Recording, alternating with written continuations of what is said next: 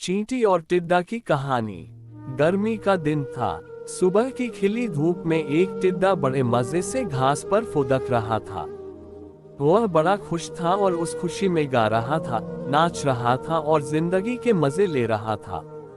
एक ओर जहां टिड्डा अपनी मस्ती में लगा हुआ था, वहीं दूसरी ओर एक चींटी अनाज के एक दाने को पीठ पर ढोकर अपने बिल में ले जा रही थी। जब चींटी एंट टिड्डे के पास से गुजरी तो टिड्डे ने उसे अपने पास बुलाया और कहा, प्यारी चींटी आओ मजे करें।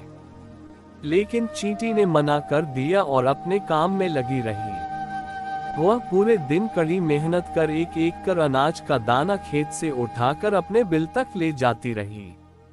अपनी मस्ती में डूबा टिड्डा ग्रासहॉपर चींटी को देखता और हंसता।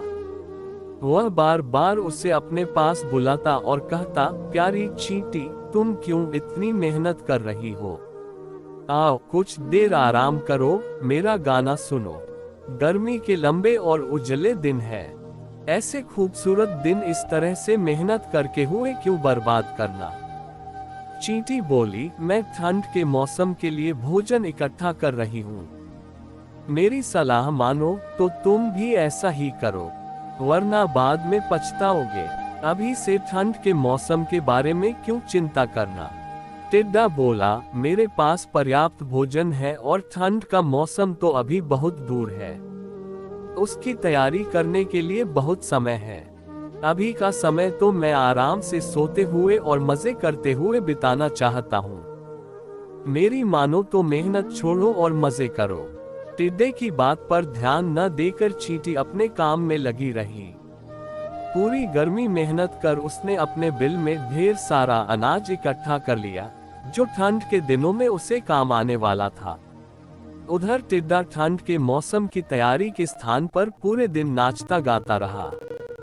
अपनी मस्ती में उसे होश ही नहीं रहा कि गर्मी के दिन बहुत लंबे समय तक नहीं रहने वाले हैं। जल्द ही ठंड के दिन और फिर बरसात के दिन आ जाएंगे, जो उस जैसे जीवों के लिए मुश्किल भरे दिन होंगे। धीरे धीरे गर्मी चली गई और वसंत का मौसम आ गया। फिर वसंत का मौसम ठंड में तब्दील हो गया। अब तो सूरज बमुश्किल आसमान में नजर आता। दिन छोटे हो गए और रातें बड़ी हो गई थी। कड़कड़ाती ठंड पड़ने लगी थी और बर्फबारी होने लगी थी। अब टिड्डे को महसूस हुआ कि चींटी सही कह रही थी। उसे भी इस मौसम के लिए पहले से तैयारी करनी चाहिए थी। लेकिन वह तो पूरी गर्मी नाचता गाता और मजे करता रहा। अब न उसे गाना गाने का मन कर रहा था, न ही नाचने का। उसका भोजन खत्म हो चुका था। वह ठंड और भूख से तड़प रहा था। उसने सोचा नहीं था कि ठंड इतनी बुरी भी हो सकती है।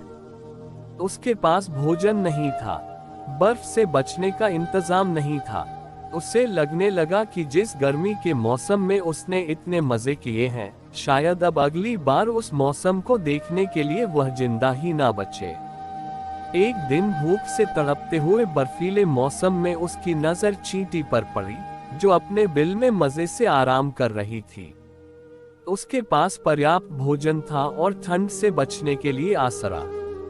टिड्डा पछताने लगा और रोने लगा। उसे समय बर्बाद करने का फल मिल चुका था। सीख, समय का सदुपयोग करें, अन्यथा समय हाथ से निकल जाने पर पछतावे के सिवाय कुछ हाथ नहीं आता।